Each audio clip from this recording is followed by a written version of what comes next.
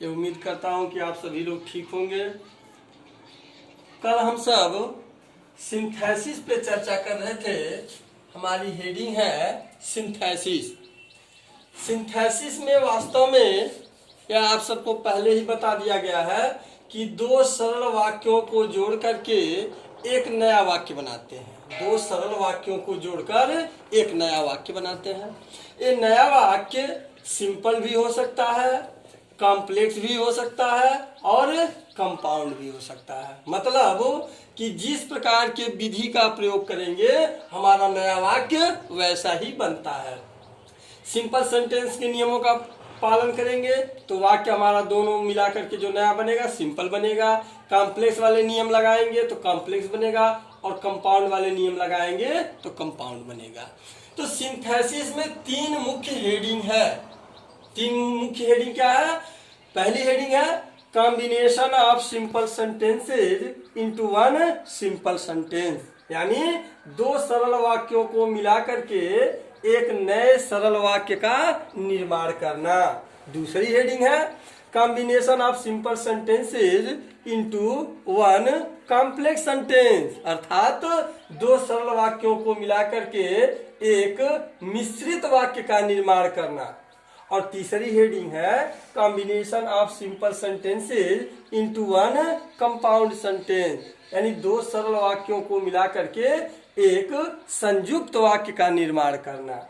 तो पहली हेडिंग हम लोगों ने लिया था combination of simple sentences into one simple sentence. उस हेडिंग के अंतर्गत पहली हेडिंग आती है, पहला नियम आता है पार्टिसिपल का प्रयोग करके। अब पार्टिसिपल का प्रयोग करके जब दो सरल वाक्यों को मिला करके एक नया वाक्य बनाएंगे तो पार्टिसिपल जानना जरूरी है। पार्टिसिपल पे भी हम सब चर्चा किए थे कि पार्टिसिपल तीन प्रकार के होते हैं, एक प्रेजेंट पार्टिसिपल, एक पास्ट पार्टिसिपल और एक परफेक्ट पार्टिसिपल। प्रेजेंट पार्टिसिपल कैसे बनता है? क्रिया की फर्स्ट फॉर्म में आईएनजी लगाने से प्रेजेंट पार्टिसिपल बनता है। क्रिया की थर्ड फॉर्म से पास्ट पार्टिसिपल बनता है और हैविंग के साथ क्रिया की थर्ड फॉर्म से परफेक्ट पार्टिसिपल बनता है। तो कल हम प्रेजेंट पार्टिसिपल का प्रयोग करके देखे थे कि किस प्रकार से, जैसे हमने बताया था प्रेजेंट पार्टिसिपल के लिए कि एक एग्जाम्पल हमने लिया था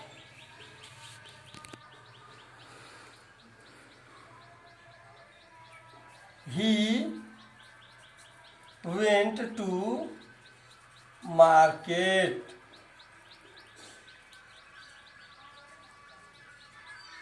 He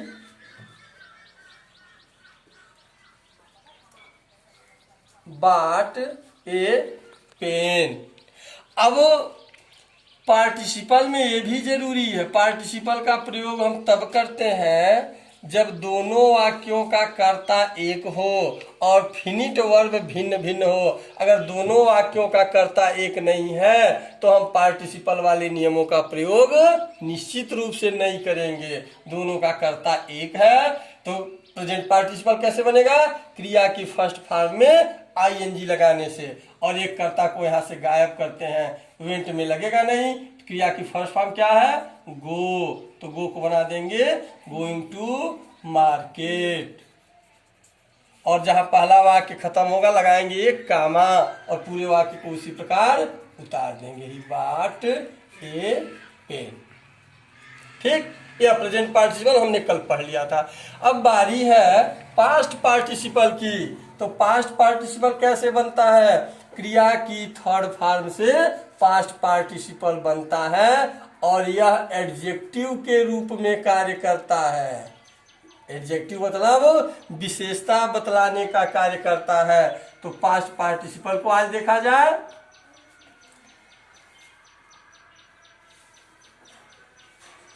I found my purse, एक वाक्य है I found my purse, it was lost. I found my purse, ठीक। और लास्ट क्या है, इसकी विशेषता को बता रहा है। यानी पास्ट पार्टिसिपल एडजेक्टिव यानी विशेषता बतलाने का कार्य करता। विशेषता कौन बतला रहा है, लास्ट शब्द। तो लास्ट को ला करके पर्स के साथ जोड़ेंगे। कैसे, आई फाउंड माई पर्स, ये दोनों वाक्य जुड़ गया इस तरह से। एक और एग्जांपल लेते हैं। आई सा ए बर्ड, आई सा ए बर्ड, इट वाज wounded, मैंने एक पक्षी देखा। अरे पक्षी कैसी थी, इट वाज wounded, यह घायल थी। तो इसको कैसे बनाएंगे, आई सा wounded, उस पक्षी की विशेषता क्या है, घायल है। तो wounded को बर्ड के बगल में रखेंगे। आई सा ए wounded बर्ड, दोनों आके जुड़ गया। ये क्या है, पास्ट पार्टिसिपल है, ये एडजेक्टिव की तरह कार्य करता है। अब बात आएगी परफेक्ट पार्टिसिपल। तो परफेक्ट पार्टिसिपल में क्या रहता है, हैविंग के साथ क्रिया का थर्ड फॉर्म। तो परफेक्ट पार्टिसिपल को देख लेते हैं।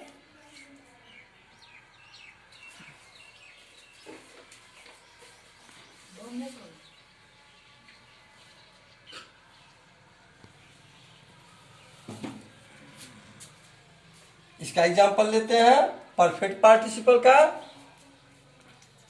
शी हैड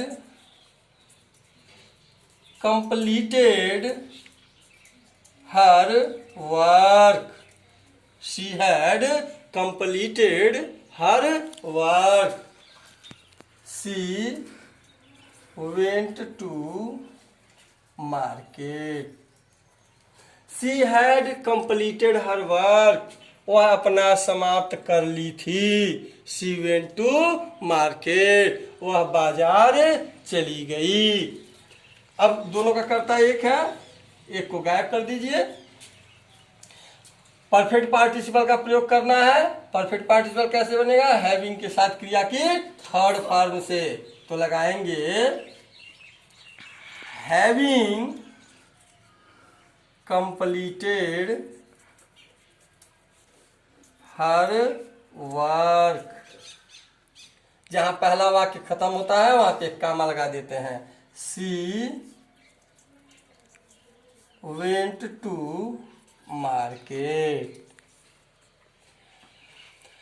ये जो हैविंग लगता है, ये जो हैविंग लगता है, चाहे क्रिया की फर्स्ट फॉर्म में आईएनजी लगता है, इसका आप लोग विधिवत जान लीजिए कि अर्थ क्या निकलता है। एक दिन और मैंने बताया था, हुए या करके। अब जैसे इसका अर्थ निकालना हो, हैविंग कंप्लीटेड हर वर्क, अपने कार्य को समाप्त करके, शी वेंट टू मार्केट, वह बाजार चली गई। अब चूंकि नेट से आपको पढ़ना है, कम समय में आपको ज्यादा बताना, बहुत विस्तार नहीं दिया जा सकता।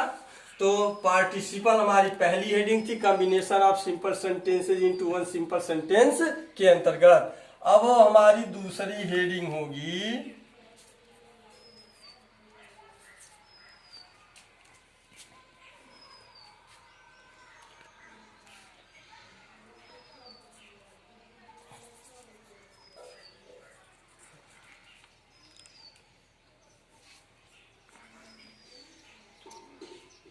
इन्फिनिटिव टू का प्रयोग करके।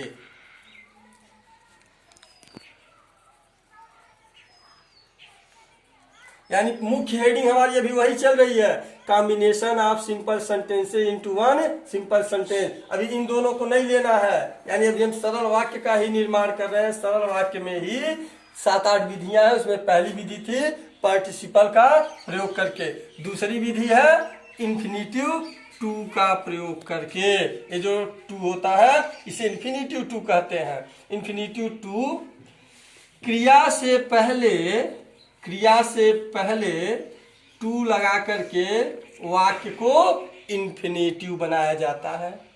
मुख्य चीज ध्यान में हो, हमको करना क्या है, दो सरल वाक्यों को जोड़ करके एक सरल वाक्य का निर्माण करना। वही हमारी हेडिंग है, combination of simple sentences into one simple sentence. दो सरल वाक्यों को जोड़ करके एक सरल वाक्य का निर्माण करना। विधि है इंफिनिटिव टू का प्रयोग करके। अब टू का प्रयोग करते समय क्रिया से पहले टू जोड़कर वाक्य को इंफिनिटिव बनाते हैं।